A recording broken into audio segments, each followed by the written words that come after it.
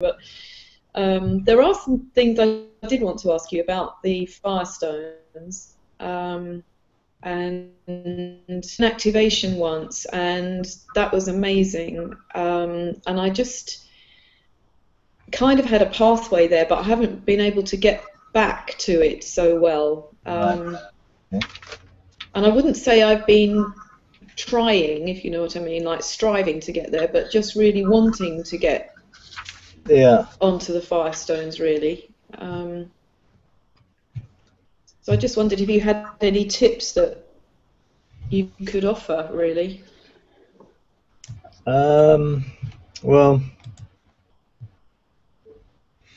where the firestones are for me is where the throne and the river of fire comes out from under the throne, and near that throne are our sort of thrones where we're seated in the heavenly places. And so I have engaged, well, because I've been there a few times, I guess I can just engage by thought, because it's a pathway that I've engaged and built in me. One of the places you can get is go to Wisdom's Heights and go through the door into Zion in the mountain. There is one way you can go.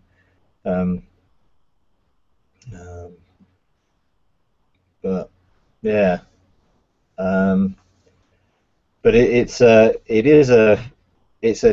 deepening level of experience each time I've been back. So, you know, what I first experienced was at a surface level, and that was amazing, just feeling part of and completely connected to the stones and more of the 9 aspects of God's character that I just felt one with. When I went back, I looked at a deeper level and looked into the stones more to see 9 ways in which God operates in terms of the kingdom and how he functions in the kingdom. And I have been back recently, and I was invited to go back deeper into it, and I went and sank into the stones. That was an interesting experience. I sort of went into it at a deeper level, but I can't really describe what it was. It was just an envelopment, and my spirit really engaged. But it will come out. I mean, I think what happens is you begin to absorb and begin to resonate with the frequency there and the colors and the different things that are there, and your spirit engages in it, and your mind just doesn't count. You know, my emotions really engaged the first time I really stepped onto those stones, and the second time it was like a spiritual download into my spirit, and the third time it was just like going, well, I just find it difficult to describe, but I went into it at another level. But it's a place for us to come into maturity, really. I mean, that's what Satan, when he looked and was standing on the firestones, when he saw our maturity, and when he saw the level of influence and authority we would have, not just in the realms of earth, but in the realms of the heavens as well, you know, he stopped reflecting out the revelation of that, and therefore tried to trade on it with the other angels to contain control. So the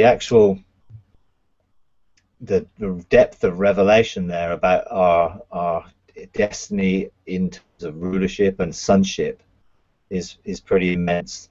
Now, if Satan had done his job right, he would have then released that revelation to us, and Adam and Eve would have received the revelation and would have, in a sense, ascended those stones and ascended the 9 stones into rulership, because they would have been seated with Christ in the heavenly places in rulership, having ascended the stones, and the 3 skins that they carried, or the 3 strands of DNA, or whatever way you look at it, body, soul, and spirit, would have come to form government, with the 9 representing those of God, which would have formed full government.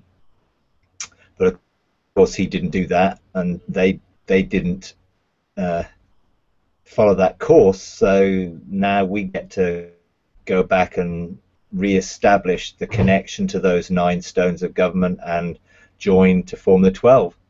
And what I found is, when I went into the stones, I found that the stones were reflected in the stones that were on the crown that I carry when I'm seated on my throne, and they began to release things. So they began to release that frequency and the revelation out while I was on the throne. So I began to minister out of what I'd received. It's almost like there was a parallel between those stones and the stones in the crown, that when I engaged in it, they began to release frequency and resonance out of it. Yeah, but they are a key place, of engagement. And my encouragement is to create desire. If you cultivate desire around the ark and begin to cultivate the desire for that revelation of sonship and engagement with those stones, then ask for a mandate to go. And if you get a mandate to go, then you can just present that mandate to an angel, or you can just take that mandate and by faith step into that place. Because I think it's one of those places that isn't just for an experience. It's got to be coming out of the desire for sonship. Because when we engage there, that desire will connect with the revelation and that which was contained within the stones, and we'll engage with it. And I think the first time I was taken there was a forerunner experience, and God took me there to show me the stones, and that was my first encounter in the realms of heaven. And I didn't understand anything.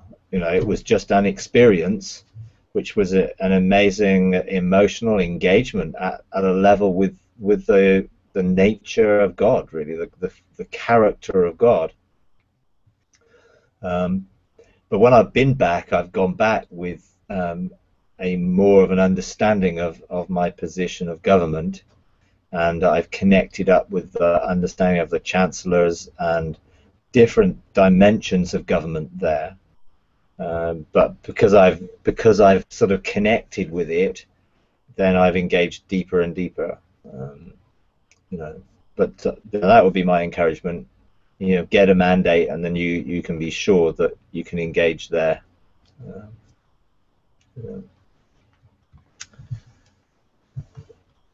Hi, Regina. Okay. Suddenly feels I had to do things, but I found it then out, which I have never seen before. So, okay, Yeah. it worked finally. You got anything you want to ask? Yeah, and I don't want to interrupt what maybe Jane has just on her heart. Is it okay? Yeah, we're just talking about the firestones, really. Okay. Yes, I have been listening to the one of the hangouts on the 30th of June to take people into your heart and take them into heaven. Yeah, there I have a little question concerning that. You say very often to cultivate, to carry people fully into your heart and so on. And is it just that I ask God to cultivate it more in my heart, or to increase the desire? Because, I mean, in a way I have been doing that by faith, and sometimes I also sense more like emotionally, but sometimes it's just by faith. And yeah, can you explain that maybe a little bit, like can I already start to take them into heaven before I fully have cultivated it, or is it just more waiting to cultivate it and then go to heaven, or is it just like an overlapping kind of and growing both? Well, it is about desire, and to take someone into your heart, you have to have God's desire for them. It can't be our desire for them. So we can't be motivated to carry someone within our heart for our desires or for us in any way. It has to be a pure motive, and therefore it's got to be for the desire for God's purposes, for their destiny to be outworked. And you can only take people either that God has given you a heart for, or that were in your sphere of influence, obviously family and different things you can do that with. But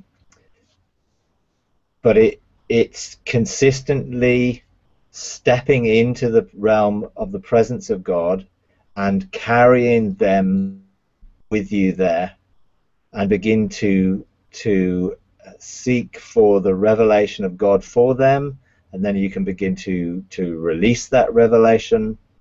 And by doing that enough times, you begin to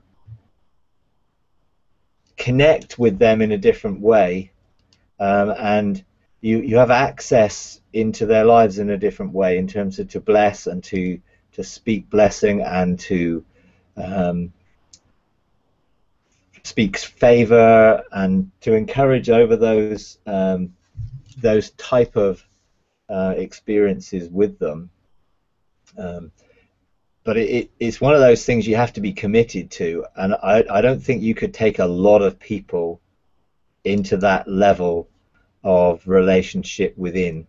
You just wouldn't have the time to cultivate that desire with them and to engage it. You know, it's one of those things that has to be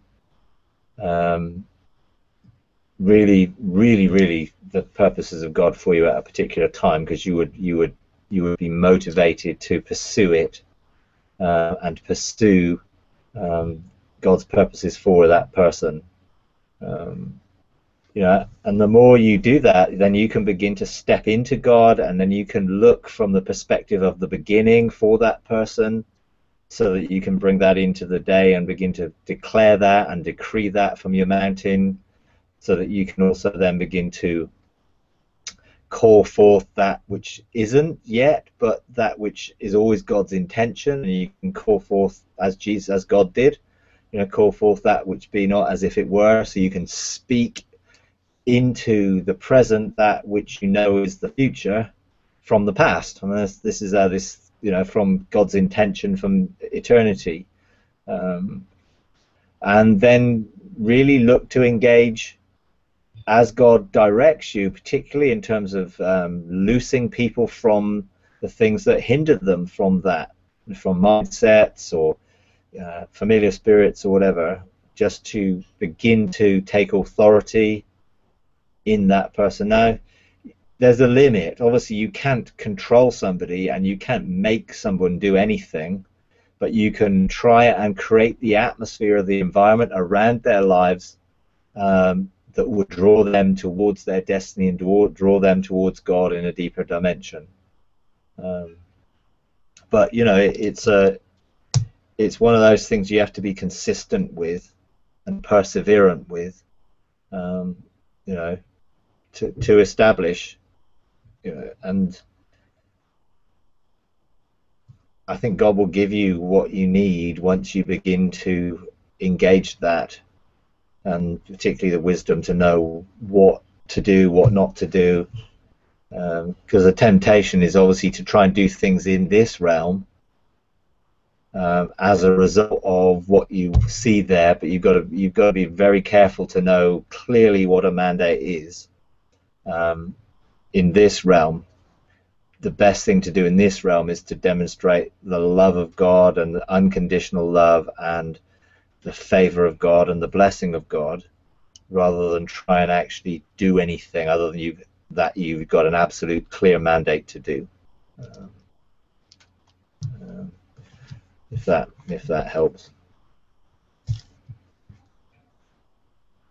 I mean,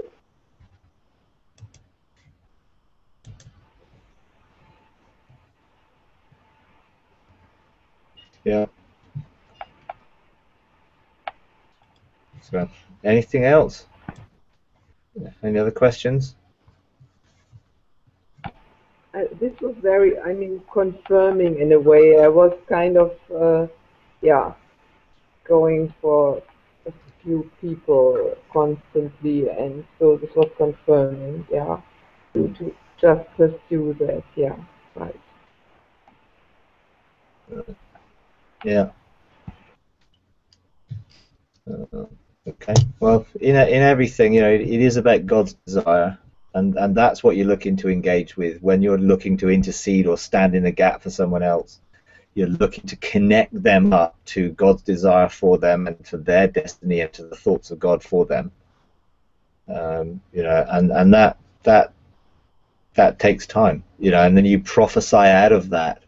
You can prophesy out of that desire, and speak out of that desire. But because if people are really close to us, sometimes it can get emotionally quite difficult, and we can get moved by compassion, which is not necessarily coming out of God's desires.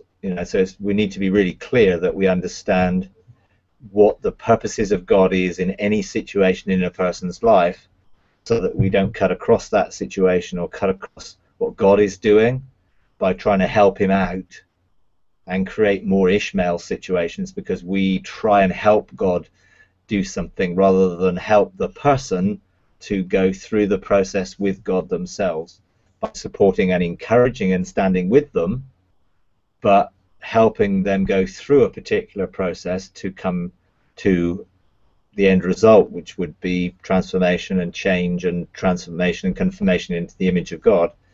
And it's knowing, what is it that God is actually doing in any situation, because our compassion, particularly for loved ones, can move us to try and help them out of a situation that God may be using to transform them. So we have to be very careful to allow our emotional connection to guide us and lead us. We need to be really directed by the Spirit. But the more faithful we are and the more consistent we are, the more access God has got to work. So with, yeah.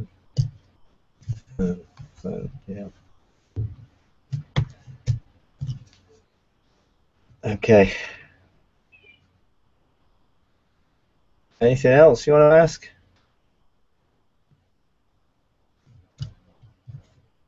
After you, Regina.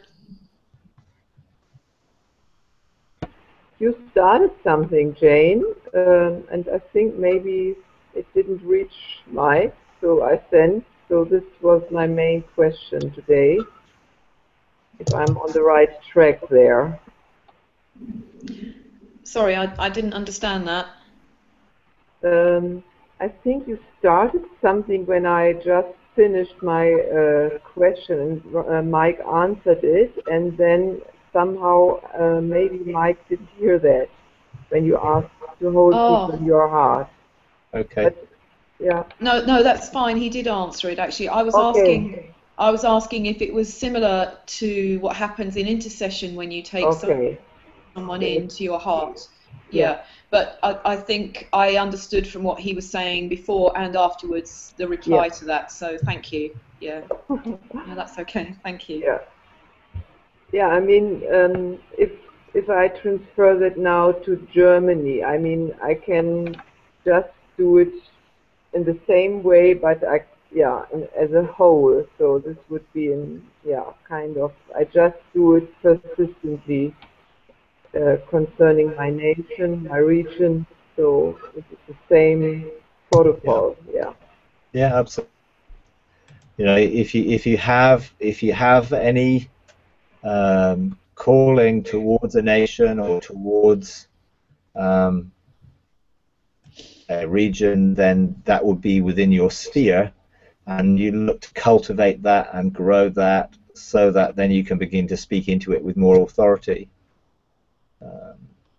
You know, and again, some of these things are done behind the scenes with no one else knowing what you're doing, but God knows, and God, you know, the angelic realm recognizes the authority we carry, and you know, the next steps then is to get mandates from God towards particular things, to begin to call things forth, to begin to engage the angelic realm, to, you know, maybe to break the cycles that are in operation. You know, as God has a bench of three, so does the enemy, and the enemy always looks to block, rob, kill, and destroy. And sometimes we need to identify some of those things. Then we can begin to break the cycles and open up the everlasting doors and to see glory begin to be poured out.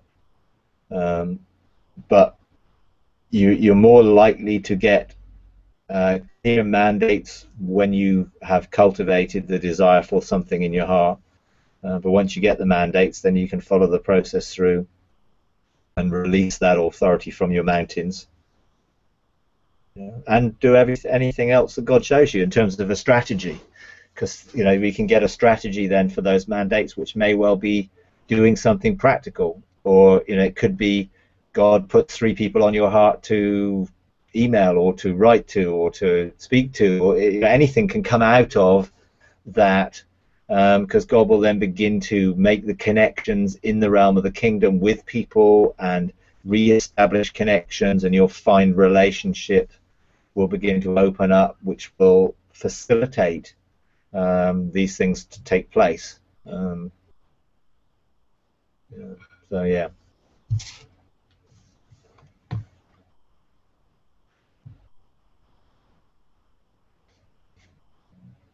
It might have been Atlanta. It was one of the US ones that you did last week. You were explaining about the 3 levels of the earth and the atmosphere and the heavens. Yeah.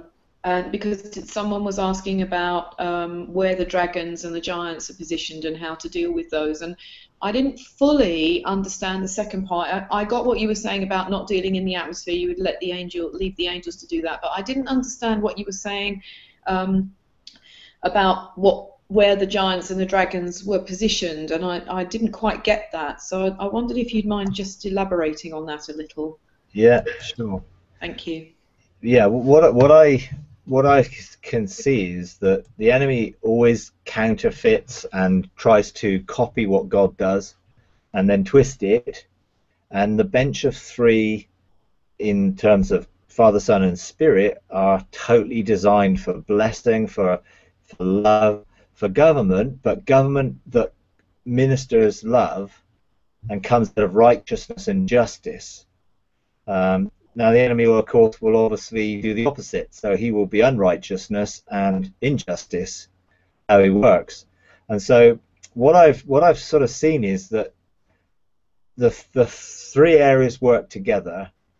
There's what we do in this realm, and the familiar spirits that operate in this realm within us or around us seek to get us to act in fear primarily. And in any sort of fear, what it really is doing is saying that I trust more in what the enemy can do than what God can do to protect me.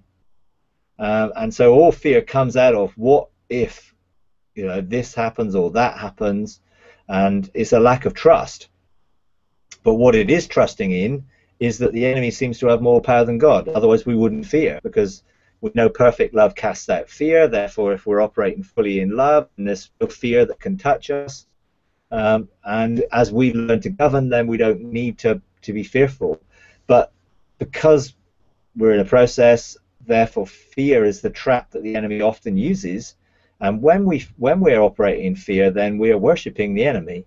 And literally what that does is that establishes the enemy's authority on our mountain areas in the realm of the kingdom of God. in the realm of heaven. And so our mountains there are our positions of authority, and we have our personal mountain, which is really who we are, and it's our position to govern, and the 7 spheres that are below that we are to administer from that place. And as we operate in fear, and the enemy will attack us specifically to hinder those spheres.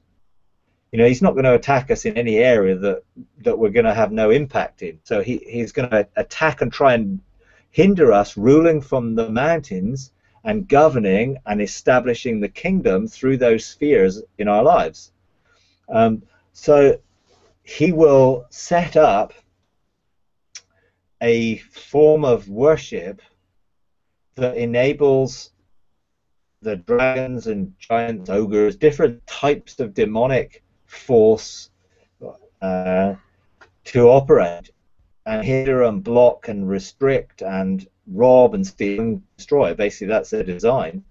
And so what we do here empowers them, and then they empower the atmosphere of the earth to be a blockage.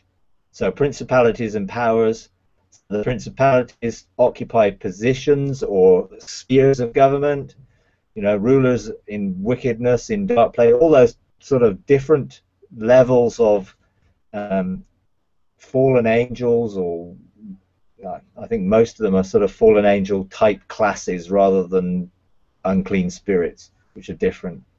And so we have to realize that then creates an atmosphere over us, and then that reinforces the familiar spirits that are operating, and you get a vicious circle which goes round and round and round, and all it does, it just blocks the authority we can have in the heavens. It affects what we're doing here, and ultimately it can then go wider and affect culture around us. If more and more people get drawn into that over an area or a region, that can have a negative effect as well.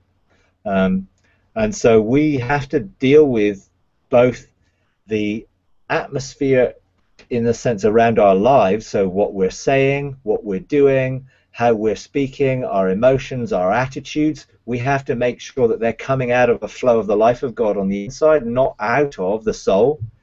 And so we are responsible for what's flowing through our lives. So cleansing the gateways and dealing with those type of things so that we've got a flow of life around us is a real key. And then we need to deal. It's then looking to, once we've dealt with those things that operate at that realm, then we can look to deal with the atmosphere. So if you remove the ark, then you can remove what's formed in the middle, and that's the key, is removing what we do in this realm, dealing with what's going on, blocking the mountains. To deal with that, obviously, you need to know your authority and what you're called to do, and you come from a higher position to deal with whatever's blocking those mountains, and then release the resources that they've been hindering us with. Then we can then release the angels to deal with the middle there, because we've removed the ark. If you remove one part of the ark, then there's nothing formed in the middle of it, and I think that's the key. A lot of people try and do intercessory things without actually dealing with the things that are going on the ground. A lot of people try and deal with things on the ground without actually doing the things in heaven, and you need to do both so that we can see breakthroughs in our lives and breakthroughs in the things that are around us, you know, that we have authority over. But the enemy will just set up something that looks like God but will be in reverse. So, you know, there is a demonic bench of 3 as well as a godly one, and that's how they look to try and influence our lives.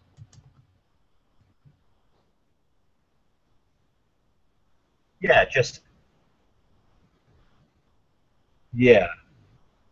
yeah, that's right. It's essentially anything which is a 2 forms an arc, and things manifest between that arc. So like the 2 wings of the cherubim on the mercy seat formed an arc for the presence of God to manifest in the middle of it. You know, apostles and prophets form an ark to establish earthly foundations. Kings and priests forms a heavenly ark to establish apostles and prophets before heavenly foundations. There's a lot of twos. You'll see a lot of twos and threes in Scripture, which are indications of where two things come together in agreement. Literally, you're talking about agreement. Where two agree, then you have a manifestation of that agreement possible. Hence, when we put our hands up to heaven in worship, we are forming an ark because we're looking to connect with the realm of heaven and therefore manifest the presence of God between us and heaven, so we can step into it and engage into it. So there's a lot of things with twos and forming those arcs of agreement. That begins to open things. Then you get three that forms, because the third comes to form government, and then once you have government, then you can get a fourth agreement to open a window, and these things just, you become patterns that you can begin to see once you sort of recognize them, but they are important, but it's about us exercising authority and ruling from our positions of authority, and then we can then deal with whatever's hindering that authority being manifested on earth as it is in heaven, because we've begun to create the as it is in heaven. And literally, when I saw our mountains, church mountains, I actually saw temple structures on them, each temple having two pillars, like the pillar of Dagon's temple with Samson, that he eventually put his hands on and then destroyed the whole temple by pushing those pillars down. One pillar was fear, and another pillar was associated with the thing that fear linked into, and they formed worship, and blocked us, and wherefore we had to deal with any fear that was operating in the church, and we had to deal with the other attributes. So for us, in our mountains, there was fear and there was authority in one of our mountains. Another one, there was fear and pride. Another one, there was fear and unforgiveness. Another one, fear and materialism. Another one, fear and perfectionism. There were different pillars that were all linked that gave the enemy authority, and we had to remove them. And then the people who were on those mountains had to make sure that they were not operating in that themselves, and have to be aware to look and make sure that that's not operating in the church, and the enemy's not sneaking back in to try and re-establish that. Because as a church, where one person does something, everyone's affected by it, which is why we've got to make sure that we're operating in unity of heart and mind and purpose, and we're together with that one heart, because God looks at the whole, and the manifestation of his presence is proportional to that which is open, and that's why it's so important to make sure that we're operating together with that unity of heart. Therefore, he can release blessing. So, yeah. Hiya, Steve. Is there anything you want to ask today? No, I'll just listen to you. Okay, fair enough. That those arcs and doors and gates and all that sort of thing is pretty relevant for us. So it's just learning how it all functions. Sure. Yeah. Okay. Okay. So is there anything more on that, Jane? Is that a bit more clear?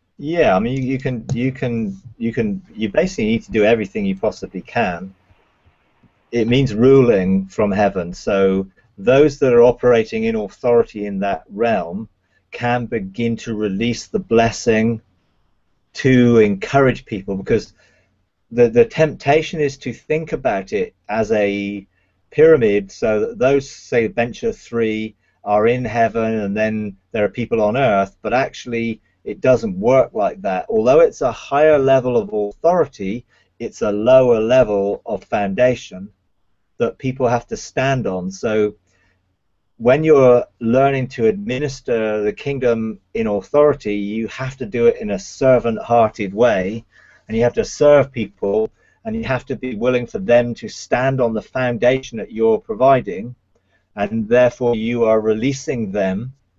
And so when you're doing things from the realms of heaven, if you're binding people to the purposes of God for their life, you're looking to release them into freedom, not to control them into doing things the way you want them done. So everything that you do has to come out of the blueprint that God's given, not out of, well, what will make it easy for us as a church, or what will make it an easy life for leaders. And the reality is we need to be there to support people and to have the heart for people to be in their destiny and outworking their destiny. Therefore, the church, or the ecclesia, is really not a structure as an organization. It's a body that needs everybody functioning, and the shape of that body and what it looks like will be determined by the functions of the people who are in it, not a vision that we have that we try and get people to fit into. Because, you know, if you try and take round pegs and put them in square holes, or square pegs in round holes, they don't fit, they don't work. And therefore it's finding, okay, what shape are you, and how can we facilitate you to be able to do that here with us? And actually there may be some people who don't actually fit, that they're not actually designed to be with you because they're called to be somewhere else. And so we encourage those people to find the places where they are called to be, so that they can actually outwork their destiny there. And therefore we must always hold people lightly, because I think God wants to move people in the right way, to learn certain things in certain places, and to gather that. Because if we see the church as a something that is there to provide security for us, and then we have the wrong purpose for it. It's there to release people into destiny, and we need to encourage people in that. And so, you know, what I see is that we need to be in leadership, releasing people, and therefore our function is to be carrying them before God and seeking to call forth their destiny, and therefore to loose them from the blockages that hinder their destiny. And so we begin to prophesy out of destiny. Now, obviously, there are blueprints that God gives, and in those blueprints, God calls people to be involved. But again, when people are operating in authority that God's given them, we have to encourage them to do that. So, yeah, we have a bench of 3, but we also have a group of 7 who do the sort of ministry to the church, if you like, the body. And then there's the ministry of the church, which we have effectively a council of 12, which is really more about sort of the mountains that we have authority over, and how we're going to administer those mountains out of where we stand and out into the community and out into the world around us. And depending on what level that is, that could be very local, or it could be regional or national or even international. But it's all about releasing people and encouraging people. So yes, we can pray, yes, we can teach, yes, we can provide ministry opportunities. Sometimes you have to tackle things absolutely head on. When you identify that there is a dragon operating over a particular church mountain, and that dragon has authority because people have been operating in fear, you have to bring that out into the open. You have to seek repentance and renunciation of things as a body. Now, sometimes that means we go to the courts together and we deal with things judicially in the courts, and then that gives us a mandate to deal with the dragon. But you have to get agreement. You know, I can't just go into the court on my own and take authority over everything when there are other areas of authority that people have. You have to get agreement between heaven and earth. That's the bringing the three and the one together. So the function in heaven of the king, priest, and the prophet, and those functions of the four faces of God, need the priestly function to come into agreement, which in the past, that's been the battle. The priestly function or the pastoral function has been in competition with the apostolic, prophetic, kingly rule, because it's all about, oh, you're not caring for people, and it's all, what about the people, what about the people? And the reality is, what we should be saying, we need to put God first and give him first place, and then God will actually deal with the situation with people. It's again all about fear, and the fear creates the access for the enemy. And we've seen political spirit and the religious spirit trying to influence and control through Jezebel and all those sort of things to try and block what God is doing. And so you have to come in the opposite spirit with it, which means in agreement. You have to find unity and agreement. And once you have unity and agreement, you establish that unity and agreement, then you have a window to pour out blessing through and to see those things defeated. And so we tend to three of us would get revelation from the realms of heaven, bring it to the relevant groups here, look for agreement. Then if there's a judicial situation to deal with, we would then go back into the courts together, seek for what the accusations are and what the blockages are, what the enemy has access to do, then we will repent together. And we all own our part in it, and then we remove whatever the enemy's got because we've brought everything into the light. Then we can then go back and deal with that in the realms of heaven. And so you have to do this in that way, really. So, okay. I mean, has that sort of clarified it a little bit more? Yeah, sure.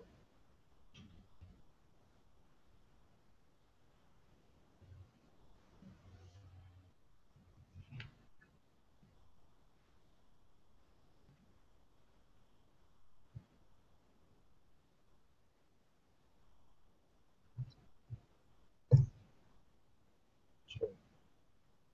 Yeah.